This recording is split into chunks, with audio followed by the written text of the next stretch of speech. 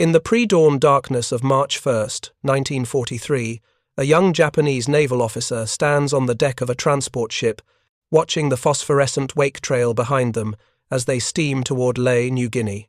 Around him, 14 other transports carry 8,000 soldiers of the Imperial Japanese Army's 51st Division, veterans who had fought in China and Malaya. They are confident, almost casual. After all, they have made this run before.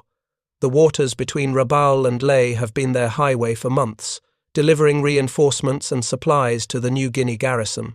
The Allied air forces, they believe, are weak and disorganized. The American bombers fly too high to be accurate. The few attacks they have endured were nuisances, nothing more. But unknown to these men, something has changed. 300 miles to the south, at Port Moresby, American and Australian airmen are preparing a new tactic, one that will transform aerial warfare and turn these next 4 days into what historians will call the Battle of the Bismarck Sea, though the Japanese will know it by a simpler, more terrible name, the Convoy of Death. This is the story of how 15 transports and 8 destroyers sailed confidently into history, and how only 3 damaged ships limped home, carrying the survivors of Japan's greatest maritime disaster outside of a major fleet engagement.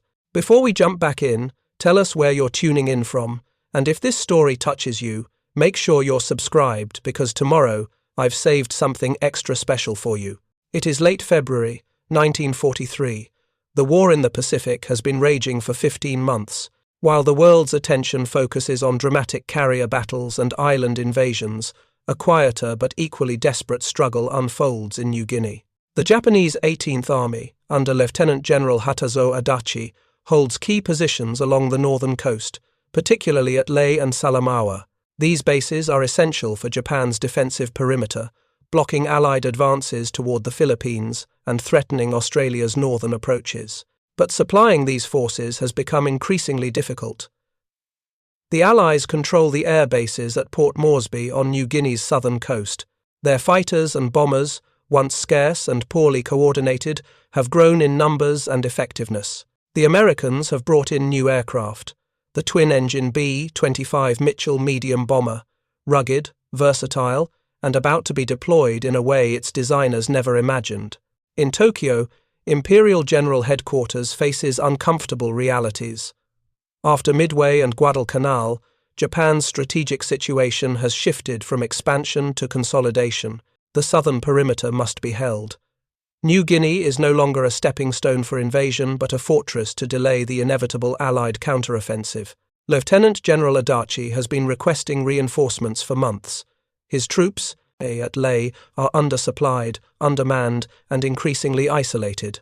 The jungle is killing his soldiers as surely as enemy bullets. Malaria, dysentery, and malnutrition have reduced combat effectiveness dramatically. Without fresh troops and supplies, the garrison cannot hold. The Japanese Navy, responsible for transportation, has been reluctant. Destroyer runs, fast and dangerous, can deliver some supplies but cannot carry the thousands of troops needed. Submarines are too slow and carry too few men. Only a major convoy of transport ships can deliver the 51st Division's 5,200 men, plus additional troops from the 115th Infantry Regiment, along with ammunition, food, and medical supplies. But such a convoy would be vulnerable, slow-moving targets for Allied aircraft. The debate within Japanese headquarters is heated. Navy officers argue the risk is too great. The Allies now have radar, better coordination between reconnaissance and strike forces, and those troublesome B-25 bombers that seem to be everywhere. Army officers counter that without reinforcements, Lae will fall, and with it, the entire New Guinea position will collapse. The argument goes up through the command structure. Vice Admiral Gunichi Mikawa, commander of the 8th Fleet at Rabaul, is deeply opposed. He has watched Allied air power grow month by month. His ships have been attacked repeatedly during supply runs. He knows the waters of the Bismarck Sea, the narrow passages between New Britain and New Guinea, where maneuverability is limited and air attack is nearly impossible to evade. But the pressure from Tokyo is immense. The army demands action. The strategic situation requires it. In a pattern that will repeat throughout the Pacific War, the needs of the moment override the warnings of experience. The convoy will sail. Vice Admiral Masatomi Kimura, commander of Destroyer Squadron 3, is given overall command. Kimura is experienced and cautious, but he is also a realist. He knows this operation is dangerous, perhaps suicidal. But orders are orders, and the tradition of the Imperial Japanese Navy demands absolute obedience. The convoy assembles at Rabaul, the massive Japanese base on New Britain's northern tip. Rabaul is a fortress, ringed by volcanic peaks, its harbour deep and defensible. From here, Japanese forces have dominated the Solomon Sea and the Bismarck archipelago. The transports gather in Simpson Harbour, a scene of organised chaos. 15 merchant ships and naval auxiliaries, none particularly fast or modern, but all serviceable. 8 destroyers of Destroyer Division 3 will escort them, a substantial force that should be able to drive off any but the most determined air attack. The soldiers board on the evening of February 28, 1943. They are in good spirits, these men of the 51st Division. They are elite troops, veterans of successful campaigns. They joke about the short voyage, barely 400 miles, 2 days of steaming at most. They have heard stories of air attacks, but air attacks are part of modern war. The convoy has destroyers, anti-aircraft guns, and the promise of fighter cover from Rabaul. What could go wrong? Lieutenant Shigeo Yamamoto, a platoon commander in the 115th Infantry Regiment, writes a final letter home before boarding. His words, preserved in a collection of soldiers' correspondence published after the war, reflect the casual confidence of the moment. Mother, do not worry. We sail tomorrow for Lae, a short journey across familiar waters. The Navy assures us safe passage, and I have every confidence in their capability. The war goes well, despite what you may hear. Our soldiers are the finest in the world, and our cause is just. I will write again from Lae, where I expect we will soon push the enemy back and secure our position. Give my regards to father and tell my sisters I will bring them pearls from the South Seas when I return. Victorious. Lieutenant Yamamoto will never write that letter from Lae. He will die in the oil-slicked waters of the Bismarck Sea, one of nearly 3,000 men who will perish in the next 4 days.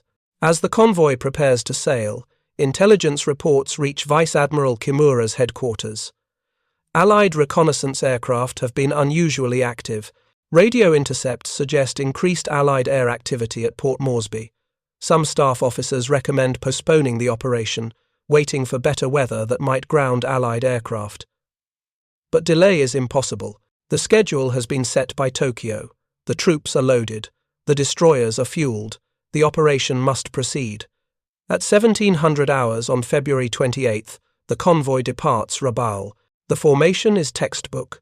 The 8 destroyers form a protective screen around the 15 transports. The order of march places the fastest destroyers on the flanks, ready to respond to threats. The transports steam in 3 columns, maintaining precise intervals. On paper, it is a formidable force. In reality, it is a death trap sailing toward its fate. The first night passes without incident. The sea is calm, the weather clear. Above, stars shine with tropical brilliance. On the transports, soldiers sleep on crowded decks, in holds, wherever space can be found. 8,000 men, packed onto ships designed for cargo, not human transport. The conditions are uncomfortable but bearable. It is only 2 days to Lae. They can endure anything for 2 days. On the bridge of the flagship transport, Captain Takeshi Ishida watches the wake spread behind his ship. He has made this run before, twice successfully.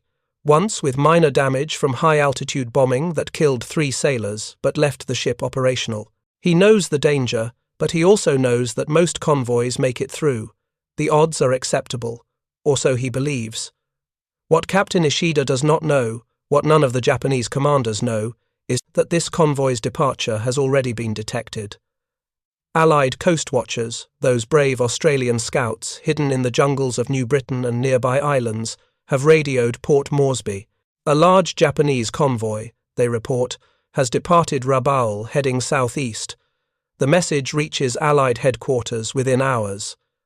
At Port Moresby, the news electrifies the command structure.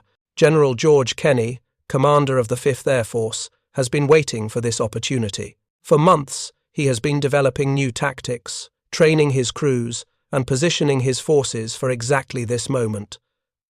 The Japanese have finally sent a major convoy within range of his aircraft, and he has a surprise waiting for them. A tactic so radical that senior officers initially dismissed it as impossible.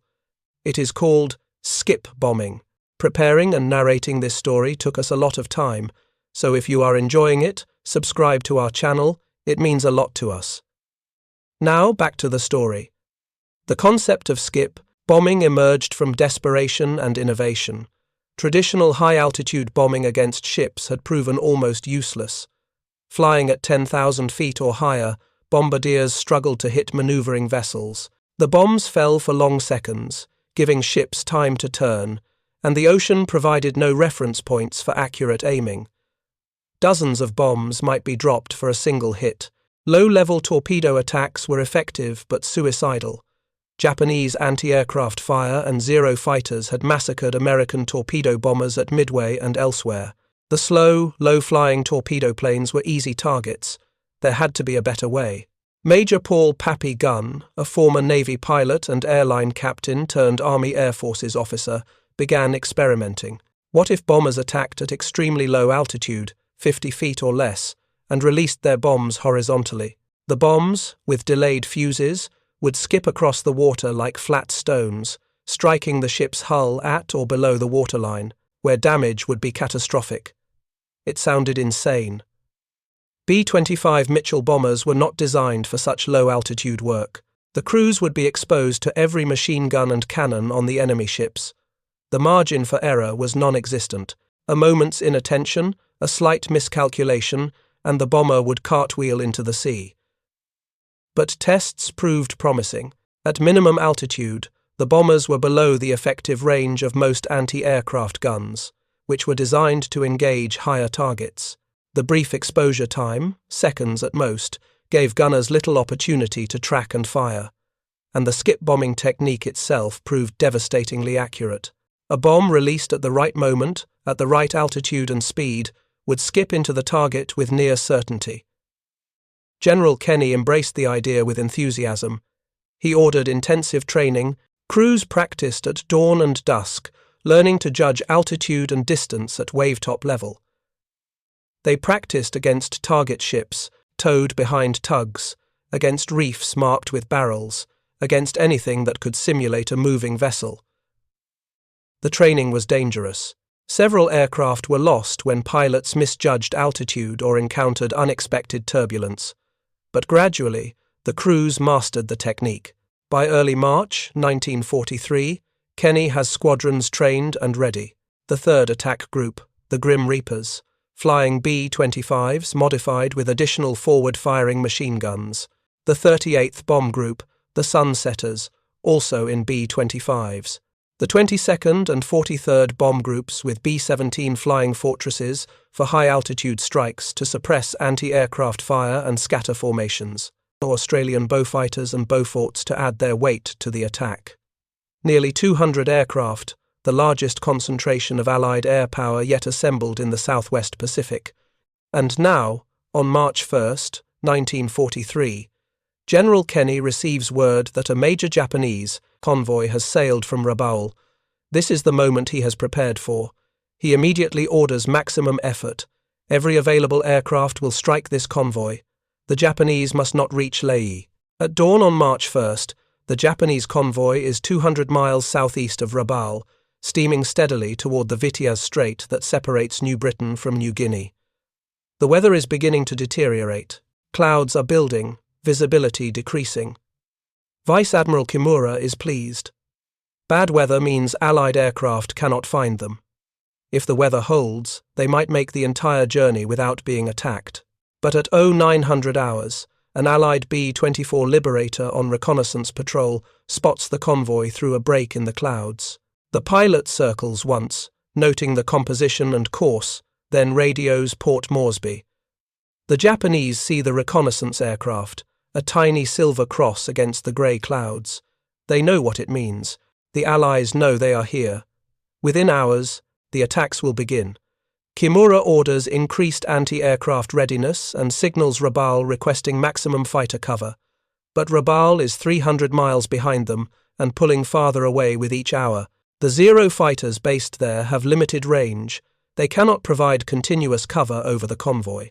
The Japanese ships will have to rely on their own guns and whatever fighter cover can be arranged at critical moments. The first attacks come that afternoon, March 1st. 8 B-17 flying fortresses appear at high altitude, beyond the reach of anti-aircraft fire. They drop their bombs from 20,000 feet. The bombs fall for almost 30 seconds, giving the ships ample time to maneuver. Waterspouts erupt around the convoy, spectacular but harmless. Not a single ship is hit. On the transports, soldiers cheer as the bombs miss. See? The Americans cannot hit anything from that altitude. We are safe. But the high-altitude attack is not meant to sink ships. It is reconnaissance in force, observing the convoy's defences, measuring response times, and most importantly, forcing the ships to break formation and manoeuvre. Aboard the B-17s, observers note everything. The convoy's speed, approximately 7 knots, the destroyer positions, the anti-aircraft fire patterns, the gaps in fighter cover. All this information is radioed back to Port Moresby, where General Kenny and his staff are planning the main attack. As night falls on March 1st, the convoy continues southeast. They have travelled roughly half the distance to Lae without serious damage. Morale among the troops remains high. One more day, they tell each other. One more day and we will be ashore at Lae, safe from air attack. Vice Admiral Kimura is less optimistic. The weather is clearing. Tomorrow will bring perfect flying conditions, perfect for the Allies. He considers reversing course, returning to Rabaul to wait for worse weather. But such a decision would require authorization from higher headquarters, and such authorization would never come. The operation must continue. Tokyo has ordered it. As the 2nd of March dawns, the sky is crystalline, the sea calm, visibility extends for miles in every direction. It is a beautiful South Pacific morning. It is also the beginning of the end. At Port Moresby and satellite airfields, engines roar to life as the sun breaks the horizon. Crew chiefs make final checks. Armourers ensure bombs are properly fused. Gunners test their weapons. Pilots receive final briefings. The orders are simple and devastating. Sink every ship in that convoy. At 07:30, the first wave launches. 13 B-17 flying fortresses climbing to altitude for the initial high-level strike. They will scatter the formation and suppress anti-aircraft fire. Behind them, 20 B-25 Mitchells at medium altitude carrying conventional bombs. And finally, the killing blow. 13 modified B-25 Strafer bombers, each carrying 4 500-pound bombs with 4 to 5 second delayed fuses, and each mounting 8 50 caliber machine guns in the nose. These are the skip bombers. These aircraft and their crews have trained for months for this moment. They will attack at mast-top height, 50 feet or lower, releasing their bombs to skip into the ship's hulls like stones across a pond. The theory has been tested. Today it will be proven in blood and fire. At 0900 hours, Japanese lookouts spot the first wave approaching from the south. Air raid warnings sound across the convoy. Soldiers who had been relaxing on deck scramble for cover. Anti-aircraft crews man their weapons. The destroyers increase speed, preparing to maneuver. From Rabaul, a formation of Zero fighters races to intercept, but they are too far away. They will not arrive in time. At 09:30, on the morning of March 2nd, 1943, the sky above the Bismarck Sea fills with aircraft. The battle is joined, and for the Japanese convoy, there will be no escape. The B-17 flying fortresses arrive first, their formation tight and professional against the morning sky. At 20,000 feet, they are untouchable, silver specks that trail long contrails across the tropical blue. On the ships below, anti-aircraft guns elevate and begin firing, sending up black puffs of flak that bloom and dissipate harmlessly thousands of feet below the bombers. The soldiers crowding the transport decks watch with a mixture of fear and fascination. They have seen this before, these high-altitude attacks that produce spectacular displays but little actual damage. The B-17s begin their bombing runs at 09:35. The lead bombardier releases, and the other aircraft follow in sequence.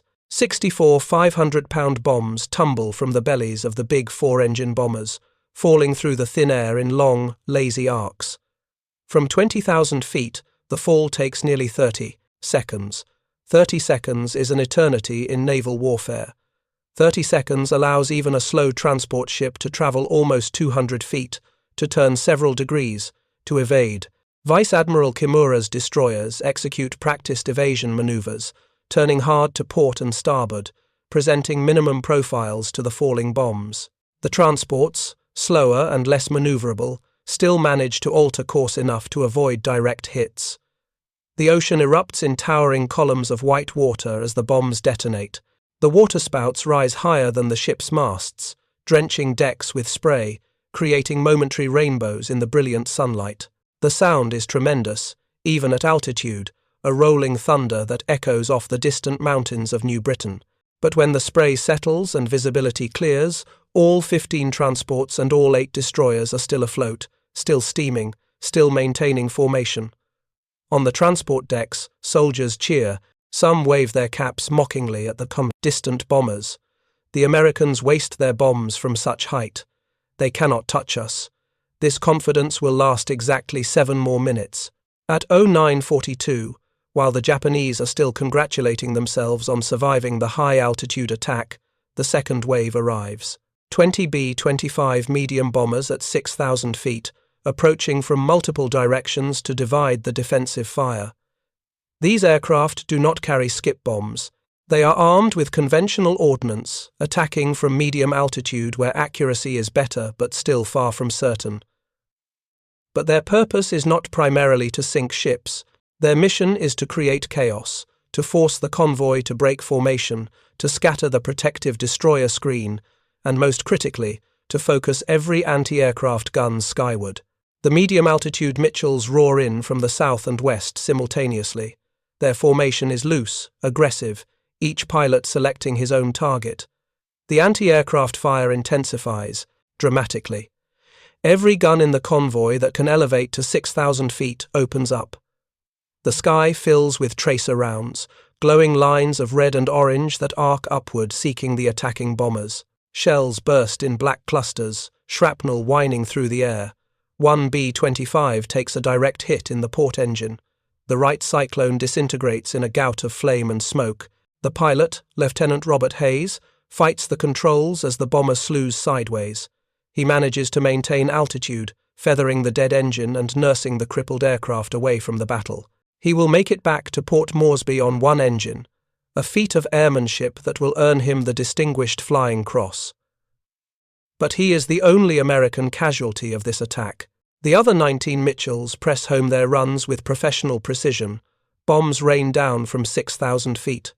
The fall time is much shorter, perhaps 8 seconds, giving the ships less time to maneuver. Several near misses rock the transports, close enough that shrapnel peppers, superstructures and splinters fly from wooden deck fittings. One bomb strikes the transport Kyokusei Maru, a near miss that detonates in the water alongside her hull. The underwater explosion opens seams below the waterline. Water begins flooding the aft holds. The ship slows, taking on a slight list, but remains operational. Her captain signals that he can continue. The medium-altitude attack lasts 4 minutes.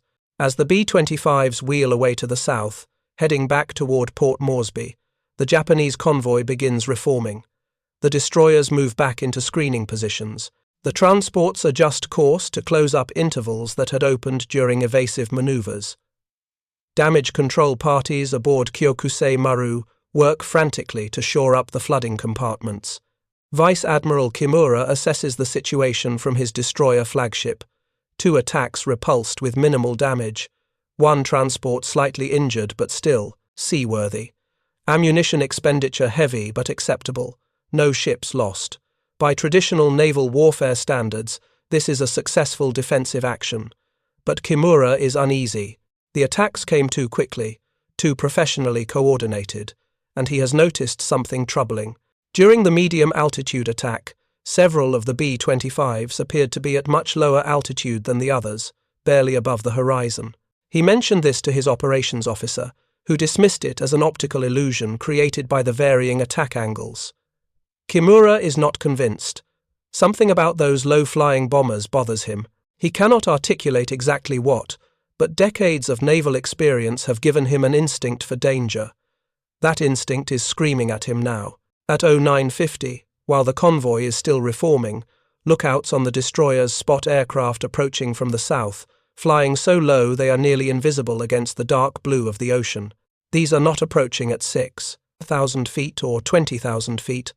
These aircraft are at wave-top height, their propellers almost touching the water, coming in fast and low and directly at the convoy. For a critical few seconds, no one understands what they are seeing. Aircraft simply do not attack at such altitude. It violates every principle of aerial combat. At that height, bombers are vulnerable to even rifle fire. At that height, there is no time to aim, no time to correct, no margin for error whatsoever. It makes no sense.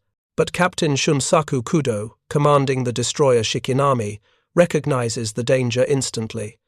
He has read intelligence reports about experimental American tactics, about something called skip bombing. He grabs the voice tube to his anti-aircraft director. Low-flying bombers, 50 meters, all guns depress maximum, fire at will. But the destroyer's anti-aircraft guns, like those on all the ships in the convoy, are designed primarily for high-altitude defense. The heavy guns cannot depress low enough to engage targets at sea level. The smaller caliber weapons, the 25mm and 13mm machine guns, can fire at the approaching bombers. But their crews have been trained to engage aircraft at altitude, not at wave-top height. The gun directors fumble, trying to retrain their weapons, trying to track targets that are moving at 250 miles per hour, barely 50 feet above the water. It is too late, far too late. The 13 B-25 Strafer bombers of the 3rd Attack Group, the Grim Reapers, have trained for 6 weeks for this exact moment. Each pilot knows his role, his target, his approach angle. They come in line abreast, spacing themselves to hit multiple ships simultaneously, denying the Japanese the ability to concentrate defensive fire. Each bomber's nose bristles with 8 50 caliber Browning machine guns, 4 mounted in the nose by the factory, 4 more added by Major Pappy Guns modification teams. Each gun fires at a rate of 800 rounds per minute. Each bomber can put out over 6,000 rounds per minute of concentrated forward firepower. As they close to within 1,000 yards, the pilots open fire. The effect is apocalyptic. The machine guns create visible streams of tracer fire. Every 5th round, a glowing line that connects aircraft to target. The sound, even over the roar of engines and the chaos of battle, is distinctive. A grinding, tearing sound like enormous sheets of canvas being ripped apart.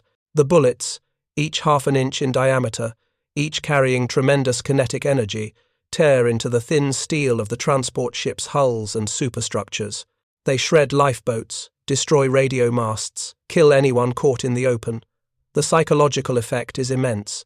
The soldiers crowding the transport decks have faced artillery fire, machine gun fire, even aerial bombardment from altitude. But they have never experienced anything like this. Streams of bullets converge on their ships from aircraft flying so low that they can see the pilots' faces, can see the gun flashes, can see death approaching at 250 miles per hour with nowhere to hide. Men throw themselves flat on the decks. Some try to jump overboard, preferring the ocean to the steel storm sweeping the ships. Officers attempting to maintain order are cut down where they stand. The anti-aircraft gun crews, exposed in their positions, are particularly vulnerable. Entire gun crews are wiped out in seconds, bodies torn apart by the concentrated fire. Lieutenant Shigeo Yamamoto, the young officer who had written so confidently to his mother 2 days before, is standing on the deck of the transport Teiyo Maru when the Strafer bombers attack. He sees them coming, impossibly low, impossibly fast. He sees the muzzle flashes, sees the tracers, understands with absolute clarity that he is about to die. He has time for one thought, a prayer for his mother, before the bullets. Find him. He feels no pain, only a tremendous impact, and then nothing at all. His body will never be recovered. His name will eventually appear on a memorial stone in his home village, one of thousands of names carved into black granite, representing men who vanished into the Pacific and never came home. But Lieutenant Yamamoto's death is instantaneous and relatively merciful. For thousands of other men aboard the transports, the next few hours will be far worse. The strafer bombers flash over the convoy at 250 miles per hour, their machine guns raking every ship in their path. The attack lasts less than 30 seconds of pure, concentrated violence. And then, as they pass over the ships, the pilots release their bombs, 4 500-pound bombs per aircraft, 52 bombs total, released at precisely 50 feet altitude, at precisely 250 miles per hour forward speed. The bombs, equipped with 4 to 5 second delayed fuses, do exactly what Major Papigun's calculations predicted. They skip, like flat stones thrown by children across a pond. The bombs skip across the wave tops, 1 bounce, 2 bounces, and then they strike the ship's hulls at or below the waterline. The delayed fuses mean they do not explode on impact. Instead, they penetrate through the thin steel plating of the merchant ships, pass through the hull, and detonate inside the ships, in the engine rooms, in the cargo holds, among the packed masses of soldiers. The results are catastrophic beyond any pre-war naval theorist's imagination. The transport Kyokusei Maru, already damaged from the earlier attack, takes 3 skip bombs amidships. All 3 penetrate into her engine room before detonating. The triple explosion tears out the entire midsection of the ship. She breaks in half and sinks in less than 2 minutes. Of the 600 soldiers aboard, fewer than 50 make it into the water alive. The transport Teiyo Maru takes 2 bombs in her forward holds where soldiers are packed below decks. The explosions in the confined spaces are horrific. Men are killed by blast, by shrapnel, by fire, by the sudden inrush of water. The ship does not sink immediately, but she is doomed, her bow crushed and flooding, fires raging through her upper works. The destroyer Shikinami, attempting to intercept the attacking bombers, takes a skip bomb in her port side. The explosion destroys her forward boiler room. She loses power and begins to list. Her crew fights to save her, and incredibly, they succeed in keeping her afloat, though she is now combat ineffective. Within 90 seconds of the first strafer bomber's attack run, 4 transports are sinking or crippled. 1 destroyer is heavily damaged, and every ship in the convoy has suffered casualties from the machine gun strafing. The perfectly ordered formation has dissolved into chaos. Ships maneuver wildly, trying to avoid bombs, trying to avoid collisions with ships already sinking, trying to escape an enemy that attacks from an altitude where escape is impossible. And the Americans are not finished, not even close. At 1000 hours, 10 minutes after the first skip bombing attack, Australian Beaufighters arrive, their 20mm cannons and machine guns adding to the carnage. They strafe systematically, targeting lifeboats, targeting survivors in the water, targeting anything that moves.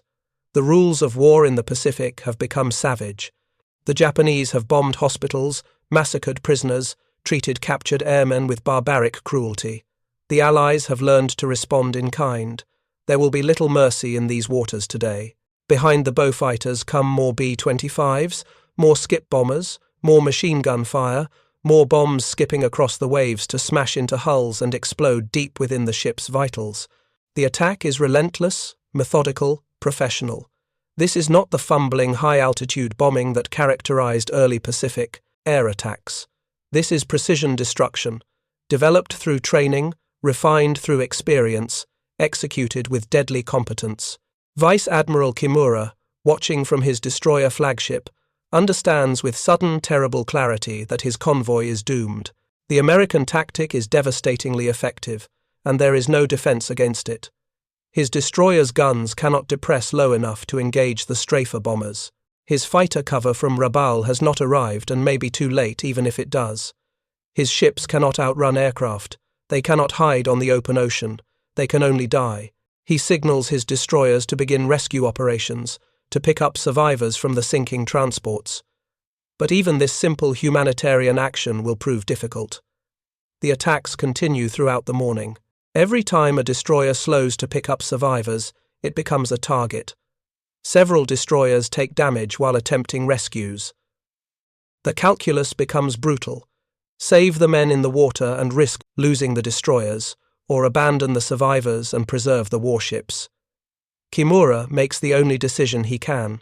The destroyers will attempt rescues but will not unduly risk themselves. If attacked, they will abandon rescue operations and maneuver for survival. It is a commander's nightmare, choosing which men will be saved and which will be left to drown. By noon on March 2nd, 7 transports have been sunk. 7 more are damaged and dead in the water, burning or sinking. Only 1 transport remains undamaged, the Oigawa Maru, which has somehow avoided every attack through a combination of skillful seamanship and incredible luck. The destroyer screen is scattered, several destroyers damaged, all low on ammunition after hours of continuous anti-aircraft fire. The sea is filled with debris and men. Thousands of soldiers float in their life jackets, clinging to wreckage, calling for help that may never come. The oil slicks from ruptured fuel tanks spread across the water, black and iridescent in the tropical sun. Many of the men in the water are burned, injured, already weakening from shock and exposure. The attacks continue sporadically throughout the afternoon. Small groups of B-25s and Beaufighters find the crippled ships and finish them off. The dying is slow for the big transports. They burn for hours before finally slipping beneath the waves. The men trapped below decks die in darkness, in fire, in rising water. Their screams echo through the hulls until the ocean finally silences them. As evening approaches on March 2nd, the situation is desperate beyond calculation. Of the 15 transports that left Rabaul with such confidence just 2 days earlier, only 4 are still afloat, and 3 of those are heavily damaged and likely to sink during the night. The destroyer Shikinami is barely mobile. The sea is full of survivors, but darkness is approaching, and with darkness will come sharks, cold, exhaustion, and death. Vice Admiral Kimura makes the hardest decision of his career. He orders the 4 surviving transports to scatter and make independently for Lae at maximum speed, hoping that dispersal will save at least some of them. He orders his destroyers to pick up as many survivors as possible before full darkness, then retire toward Rabaul at high speed. The convoy, as a formation, no longer exists. It is every ship for itself now. Through the night of March 2nd to 3rd, the survivors float in the darkness. Some have found rafts or debris to cling to. Others wear life jackets that will keep them afloat for a time, but cannot prevent the slow death from exposure. The water temperature is perhaps 28 degrees Celsius, warm by some standards, but a human body loses heat in water, and hypothermia will kill in 12 to 24 hours, even in tropical seas. Worse than cold are the sharks. The explosions, the blood, the thrashing of thousands of men in the water has attracted them from miles around. They circle in the darkness, occasionally surging up from below to seize a victim. The screams carry across the water, adding psychological terror to physical suffering. Men tied together for mutual support find themselves clinging to corpses by dawn, their companions taken by sharks, or simply surrendering to exhaustion. Some men, injured in the attacks, bleed slowly into the water, weakening, attracting the predators until the end comes with savage finality. Others, uninjured but unable to bear the horror, simply remove their life jackets and slip beneath the waves, choosing quick death over prolonged agony. The destroyers work through the early evening, pulling men from the water until their decks are crowded with shivering, oil-covered survivors. But they cannot save everyone. There are too many men in too large an area, and the threat of night air attack forces the destroyers to withdraw. By midnight, the destroyers are gone, steaming north toward the safety of Rabaul, their decks packed with perhaps 2,000 survivors out of the 8,000 men who sailed so confidently just 3 days earlier. The 4 surviving transports, scattered across miles of ocean, limp toward Lae through the darkness. Their crews work frantically to repair damage, to pump flooded compartments, to maintain steam in damaged boilers. They know that daylight will bring more attacks. Their only hope is to reach Lae before the Americans find them again. It is a forlorn hope. At first light on March 3rd, Allied reconnaissance aircraft find the scattered transports. The radio messages go out immediately. 4 cripples heading northwest. Coordinates follow.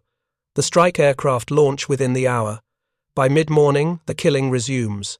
The transport Shinai Maru, heavily damaged and barely making 8 knots, is found 70 miles southeast of Lae. She is too slow to maneuver effectively, too damaged to defend herself. The skip bombers come in low and fast. Within minutes, she is burning and sinking. Of the 400 men aboard, fewer than 100 reach the lifeboats. The transport Io Maru suffers the same fate an hour later. 2 more skip bombs amidships, another ship broken and sinking, another few hundred men consigned to the oil-slicked sea. The transport Kembu Maru, despite heroic efforts by her crew, sinks in the early afternoon of March 3rd after sustained attacks by B-25s and Australian Beauforts. She goes down 50 miles from Lae, so close to safety yet infinitely far. Only Oigawa Maru survives.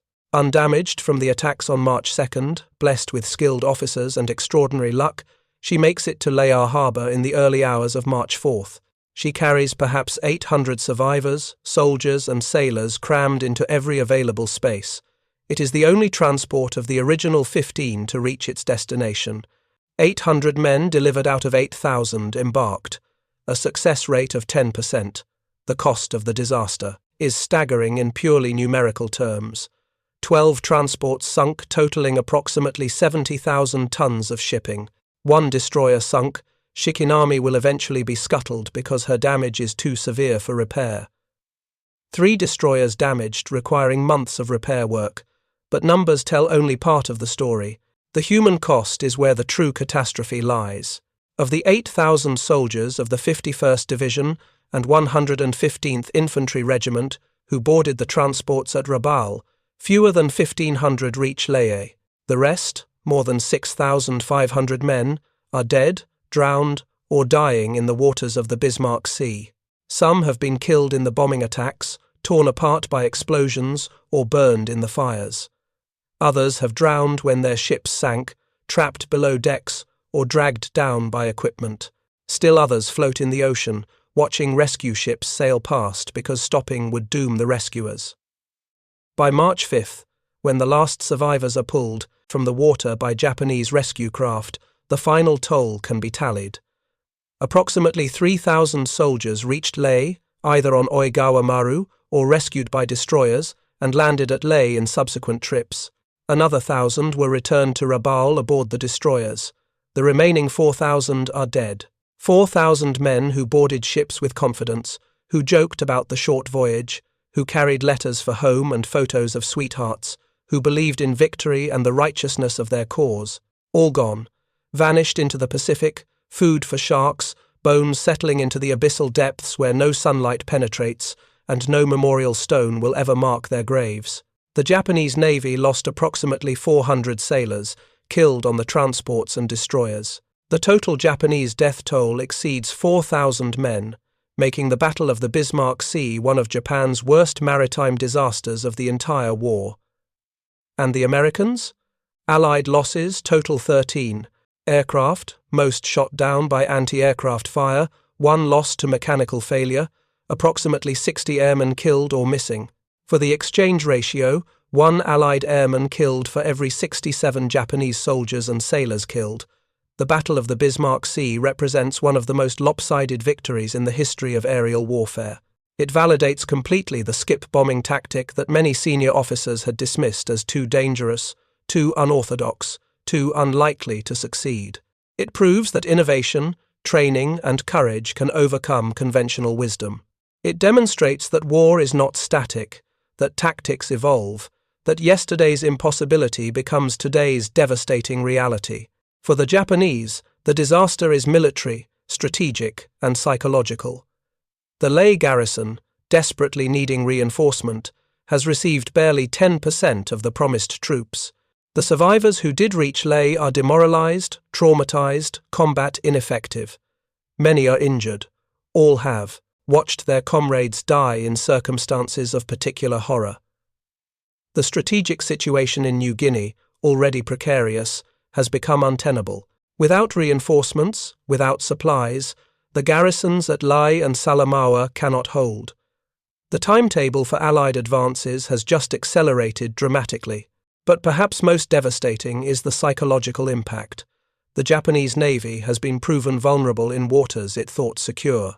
The convoy route to New Guinea, essential for maintaining Japanese positions, has been shown to be a death trap. Future convoys will face the same fate.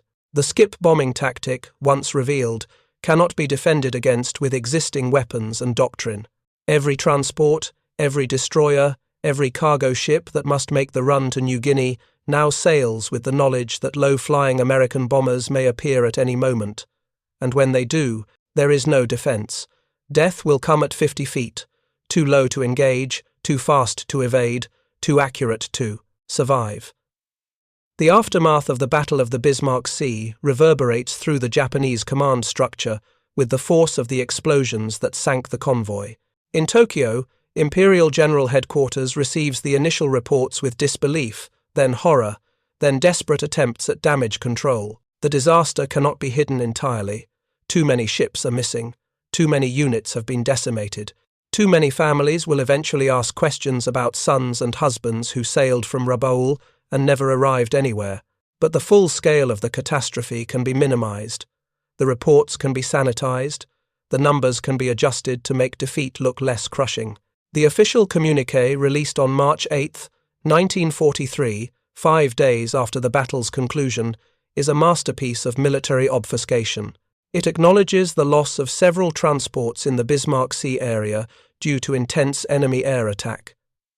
It claims that most of the troops were successfully landed at their destination. It reports heavy losses inflicted on Allied aircraft, claiming 25 bombers destroyed against actual Allied losses of 13.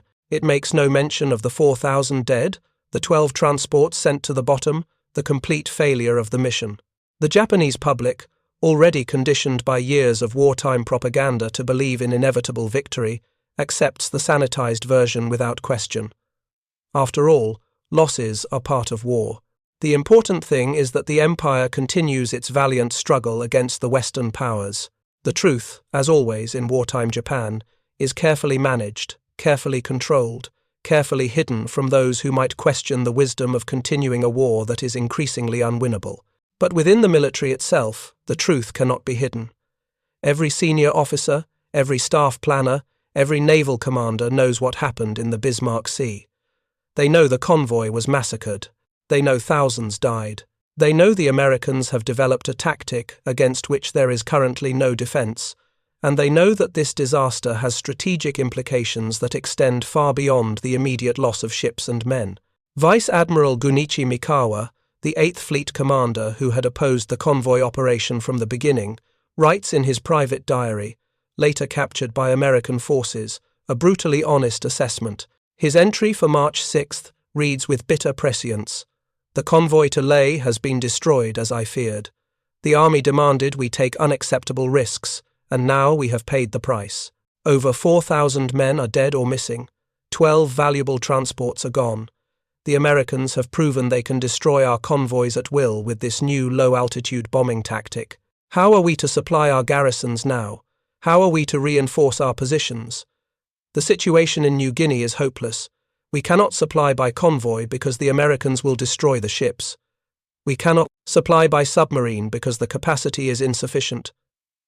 We cannot supply by air because we lack the transport aircraft.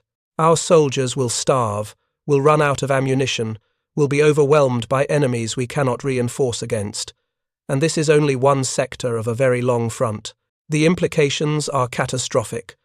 Admiral Mikawa's assessment is accurate in every particular. The Battle of the Bismarck Sea has effectively closed the sea lanes to New Guinea for major Japanese shipping. Small, fast destroyers and submarines can still make runs, but they cannot carry enough supplies or troops to sustain major garrisons. Within weeks of the disaster, the Japanese begin evacuating outlying positions in New Guinea, pulling back from exposed bases that can no longer be adequately supplied. Lae and Salamaua, the very objectives the convoy was meant to reinforce, are now doomed. Without reinforcements, without supplies, they will fall to Allied advances within months. The timetable for Allied victory in New Guinea has been accelerated by half a year, purely because of what happened in 4 days in the Bismarck Sea. For the survivors of the convoy, the ordeal is far from over when they reach land. The men delivered to Lae aboard Oigawa Maru, or by subsequent destroyer, runs are shadows of the confident soldiers who departed Rabaul. They are traumatized, exhausted, many suffering from wounds or injuries sustained during the attacks. They have watched their comrades burn, drown, and be torn apart. They have floated in waters filled with sharks and oil, not knowing if rescue would come. They have survived something that will haunt them for the rest of their lives. The medical facilities at Lae are completely inadequate to handle the flood of casualties. Doctors and medics work around the clock, but supplies are short, morphine is rationed, and there is little that can be done for the most severely injured beyond making them comfortable while they die. Men with severe burns linger for days in agony. Men with internal injuries from bomb blast effects die slowly as their organs fail. Men who survived the ship's sinkings die from infections contracted in the oil-fouled water. The death toll continues to climb even after the battle officially ends. Those who survive physically carry psychological scars that never fully heal. In post-war interviews conducted by historians, survivors describe recurring nightmares, inability to board ships, panic attacks triggered by the sound of aircraft engines. One survivor, former Sergeant Takeshi Nakamura of the 51st Division, interviewed in 1978 when he was 58 years old, described his experience with painful clarity. "I was 23 years old when we sailed for Lae. I was a veteran of the China campaign. I had seen combat. I thought I understood war. But nothing prepared me for what happened in the Bismarck Sea. The American planes came so low I could see the pilots' faces. I could see them looking at us, choosing targets, killing us. The bombs skipped across the water like stones. I watched one skip twice, and then strike our ship just below where I was standing. The explosion threw me into the air. When I came down, the deck was gone, the ship was breaking apart, and the men around me were dead or dying. I went into the water with hundreds of others. We floated for 18 hours before a destroyer picked us up.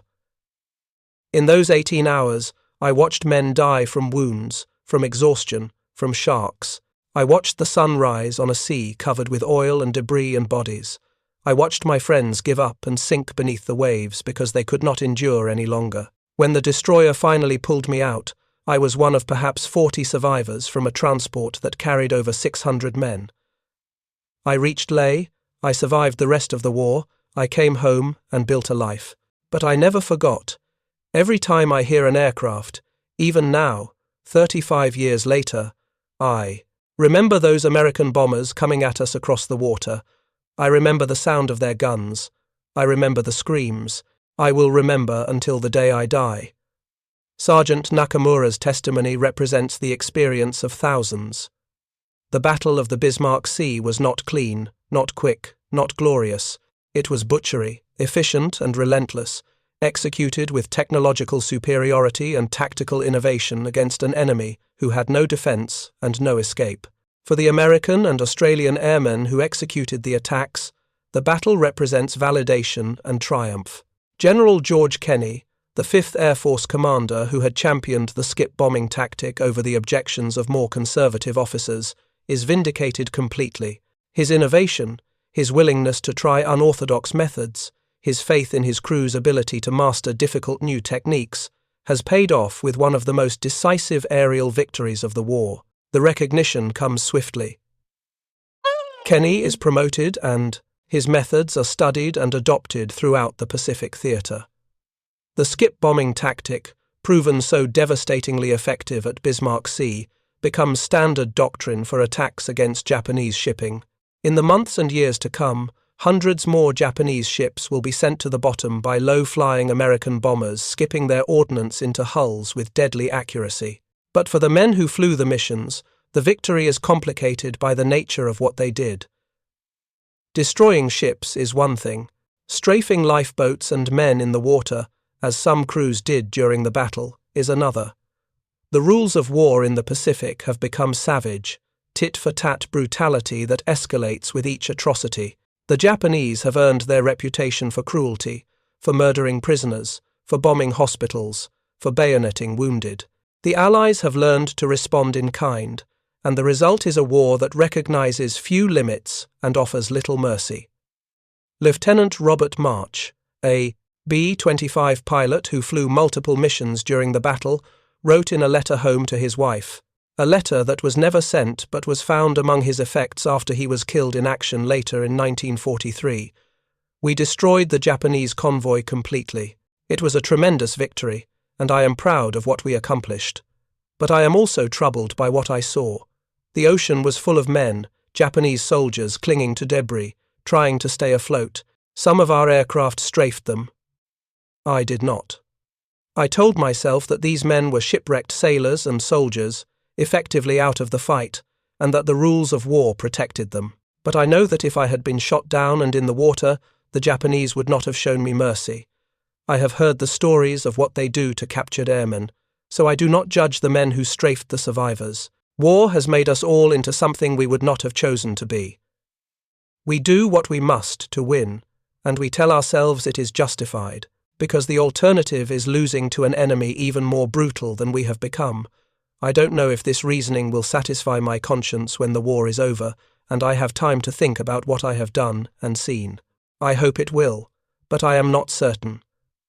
Lieutenant March's moral struggle represents a broader truth about the Pacific War, that it brutalized all who participated, that the line between necessary military action and atrocity became increasingly blurred, that good men did terrible things because war demanded it, and the enemy's behavior seemed to justify any response.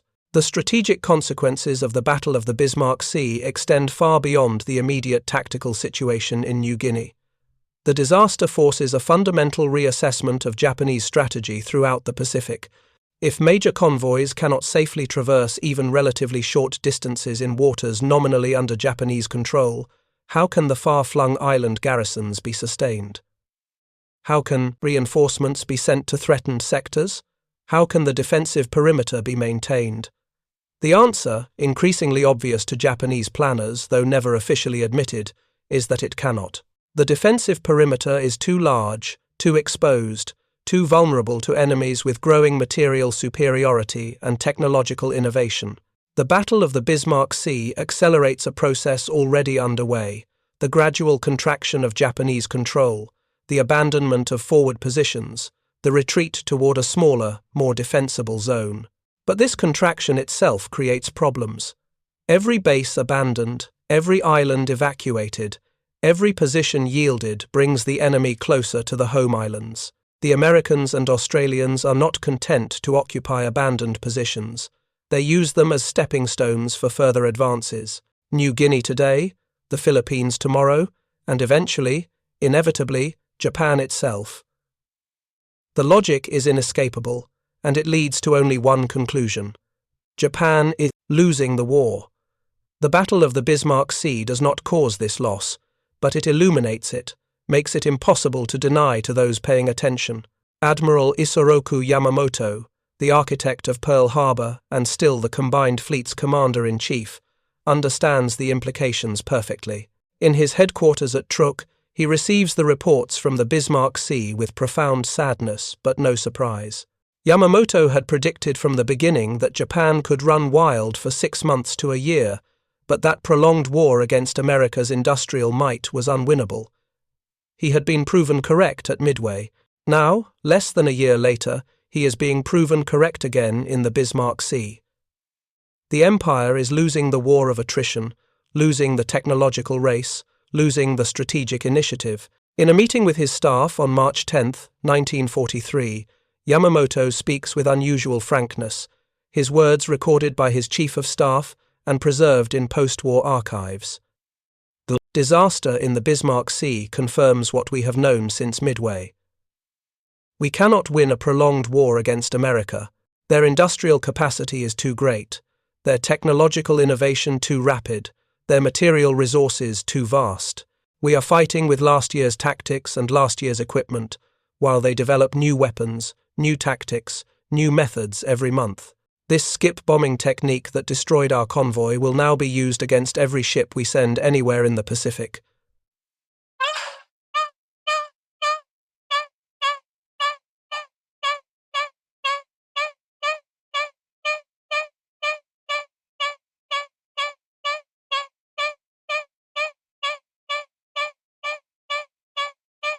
Our anti-aircraft guns cannot engage targets at such low altitude.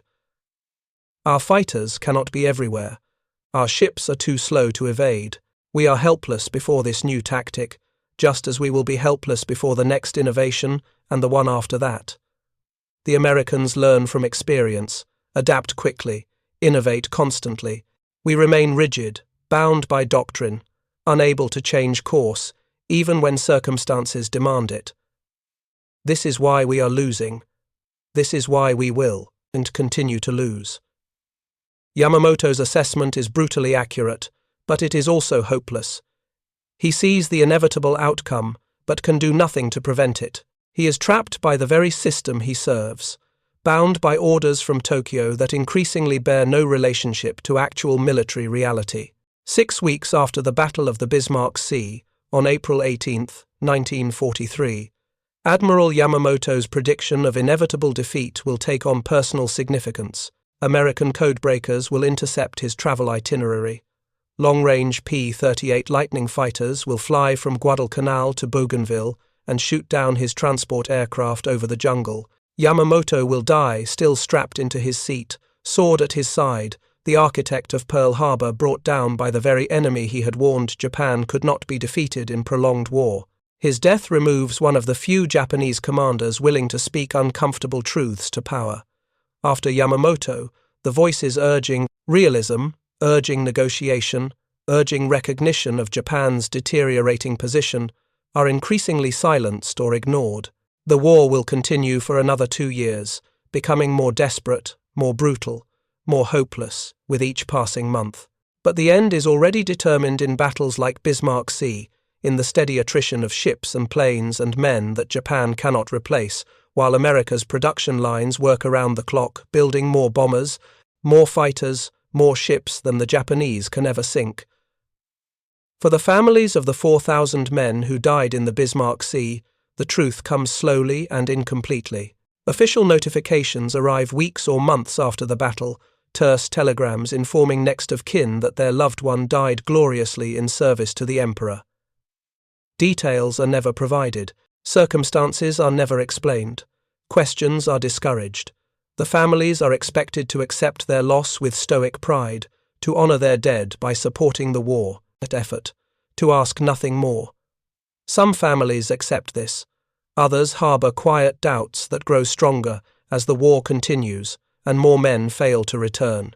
Still others refuse to believe their sons or husbands are really dead, clinging to hope that somehow, somewhere, they survived and will come home when the war ends.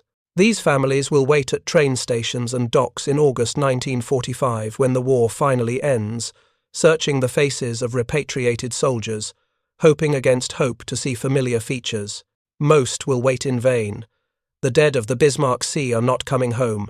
They rest in the deep water northwest of New Guinea, in depths where sunlight never penetrates, where the pressure would crush a man instantly, where the cold is absolute and eternal. The wrecks of the 12 transports lie scattered across miles of ocean floor, slowly corroding, gradually being buried by sediment, monuments to strategic miscalculation and tactical helplessness. Some of the wrecks have been located by modern deep-sea exploration. Others remain undiscovered, their exact positions unknown, their dead still standing watch over ships that will never sail again. In Japan today, there are memorials to the men who died in the war, stones carved with thousands of names, temples where families can offer prayers for ancestors who never came home. Some of these memorials specifically mention the Battle of the Bismarck Sea, though they rarely provide details about what actually happened. The narrative remains sanitized, the defeat presented as unfortunate rather than catastrophic, the innovation and superiority of the enemy downplayed or ignored.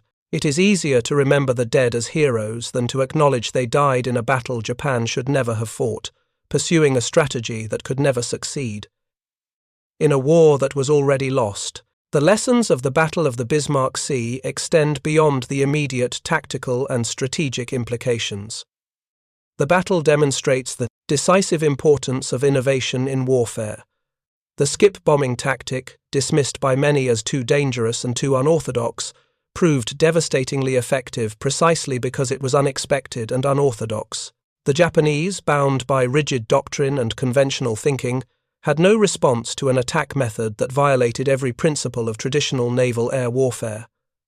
This pattern repeats throughout military history. Rigid adherence to doctrine, to tradition, to the methods that worked in the last war, leads to disaster when facing enemies, willing to innovate, to experiment, to try new approaches. The French army in 1940 learned this when German panzers bypassed the Maginot Line. The Japanese Navy learned it at Midway when American codebreakers handed Admiral Nimitz complete knowledge of enemy plans. The Convoy to Lae learned it when B-25 bombers came in at 50 feet and skipped their bombs into ships that had no defense against such tactics. The lesson is clear, but it is rarely learned permanently. Each generation of military planners must relearn that flexibility, innovation, and willingness to abandon failed methods are more important than any specific tactic or technology. The Battle of the Bismarck Sea also demonstrates the importance of intelligence and preparation.